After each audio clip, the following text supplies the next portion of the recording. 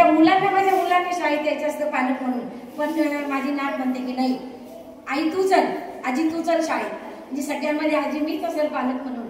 की हे जे सरकारी शिक्षक आहेत यांचं जे कौतुक आहे ते शब्दात खरं तर करत नाही. मुलांना खरास असावी शाळा मंडळा लावी ते बाळा, या शाळेने इतकं सुंदर लळा लावलेला आहे बालकांना की दररोज संध्याकाळी सगळं एलजी पब्लिक स्कूल आमच्याकडे ओपन होतं. मराठीच्या तासाला काय झालं, हिंदीच्या तासाला काय झालं, इंग्लिशचा तास कसा झाला, सगळ्या सरांचं कौतुक. आमचे मोठे सर वर्गात आले, त्यांनी माझी डायरेक्ट वही घेतली, ऑफिसमध्ये वया बोलवल्या. हे कुठल्या शाळेत होत नाही. मी इथं होते म्हणून नाही की आम्ही बाकीच्या शाळेत पण बघितलं, पण तू खरं सरी सगळं जबाबदारीने बघणं ही साधी गोष्ट नाहीये. सरांना फक्त 5वीचाच वर्ग नसतो, तर 5वी ते 12वी पर्यंत सगळेच वर्ग जे शिकवणारे शिक्षक आहेत त्यांनाही बघावं लागतं आणि जे मुख्याध्यापक आहेत प्राचार्य आहेत त्यांना तर सगळंच बघावं लागतं. आणि विशेष म्हणजे नुसतं आरेरावी करून नाही. सुरुवातीला सरांनी सांगितलं की भीती म्हणजे बोलतात म्हणून भीती नाही, ही आदरयुक्त भीती आहे. हे जे सर आता बोलतात, जे सूत्रसंचलन करतात ते इतकं सुंदर सांगतात की चौधरी सर आल्यापासून इतका बदल झाला. सर चौधरी सर आज नाही, चौधरी सर जेव्हा 95-96ला आले तेव्हापासून हा बदल आहे.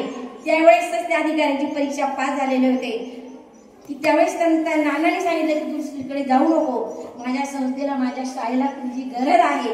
इतकं कौतुकास्पद तेव्हा त्यांची बुद्धिमत्ता होती आणि आज त्या बुद्धिमत्तेचा खऱ्या अर्थाने उपयोग झाला आपल्या सर्वांना होतो. म्हणजे पालकांनी तर खरंच आभारच मानले पाहिजे सगळ्याच टीमचे की इतके छान आपले नातू तुमचे मुलं आहेत, माझी नात आहे त्यांच्या हाताखाली शिकायला आली. याच्यासारखं भाग्य आपलं नाहीये की एवढी शिस्त, एवढी जबाबदारीने प्रत्येक गोष्ट बघणं. आपण सुद्धा आपल्या मुलांना एकदा जेवायला बोलवलं, दोनदा जेवायला बोलवलं, ते आले नाही तर जा नको जेवण नको आहे जेवण नको, पण त्या पालकांना रोज बघायचे. आणि अजून एक कौतुकाची गोष्ट आहे की जे 10वीचे सर आहे ते 5वीला शिकवतात.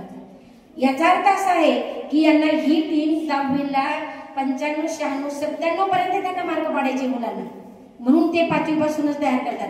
ही किती कौतुकाची गोष्ट आहे की यावर्षी त्यांचे 5वी 10वीची मुलं जवळ 25 ते 30 मुलं 95 शाळेच्या पुढे होते पर्सेंटेजच्या. कुठल्या शाळेमध्ये असतात एवढे मुलं.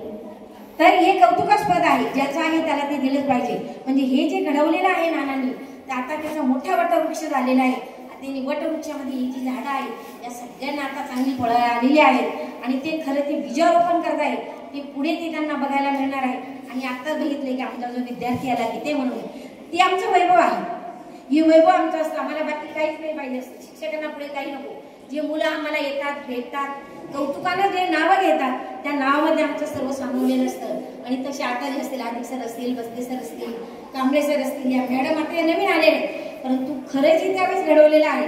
आता चौधरी सर त्यांना त्यांच्याप्रमाणे घडवून घेत, याच्यात काही प्रश्नच नाहीये.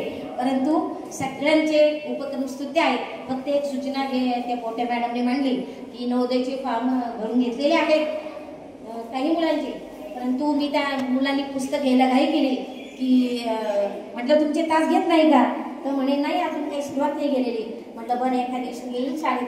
परंतु योगायोगाने नेमका पालक मेळावा पण आला आणि स्कॉलरशिपच्या परीक्षेबाबत सरांनी आपल्याला सांगितलं. बाकीच्या ज्या परीक्षा आहेत त्या परीक्षांच्या सूचनांचे वेळापत्रक म्हणजे नियोजन किती परफेक्ट असावं. जुलै महिन्यातच आजची 2 तारीख आहे ऑगस्टमध्ये, तरी त्यांनी सगळं नियोजन सगळ्या पुढच्या तारखेचं केलेलं आहे. म्हणून आपण कुठल्याही कार्यक्रमाला जाताना एक माणूस घरी राहायला पाहिजे आणि आपल्या मुलाला शाळेत पाठवले पाहिजे. आता आमचेही कार्यक्रम असतात, परंतु त्या नातीसाठी घरी थांबणं गरजेचं आहे आणि तिला शाळेत पाठवणं गरजेचं आहे. मुलांना सुद्धा कळकळीची विनंती असते की आपले आपले जे शिक्षक आहेत ते जे सूचना देतात आपल्याला त्या आपण काटेकोरपणे घरी गेल्यानंतर आपल्या आई वडिलांना आजोबाजींना सांगितल्याच पाहिजे. आपल्या सरांनी आपल्या वहीवर जो शिक्का दिलेला आहे, जी सही केलेली आहे, जी सूचना दिलेली आहे ती आपल्या आईला वडिलांना पालकांना दाखवली पाहिजे. त्यांना वेळ नसतो बघायला तुमच्या वहीमध्ये कोणत्या वहीमध्ये शिक्का दिला, कोणत्यामध्ये काय केलं. धूम सरांनी शुद्धलेखन सांगितलंय का किंवा सिने टीचरांनी शुद्धलेखन सांगितलंय का, ते किती सांगितलंय, 1 पेज सांगितलंय का, 10 ओळी सांगितल्या का, किती सांगितल्या. आता जर तुम्ही दररोज शुद्धलेखन लिहिलं तर तुमच्या अक्षराला वळण लागेल, म्हणून ते सांगतात. म्हणून अभ्यासाचा कंटाळा करायचा नाही. आणि सगळ्यात महत्त्वाची सूचना असं सांगेल मी की औपचारिक शिक्षण शाळेत दिलं जातं आणि अनौपचारिक शिक्षण घरी दिलं जातं. पण सर सोनार आणि कानपूर लवकर बरे होतात. शिक्षक जे मुलांना सूचना देतात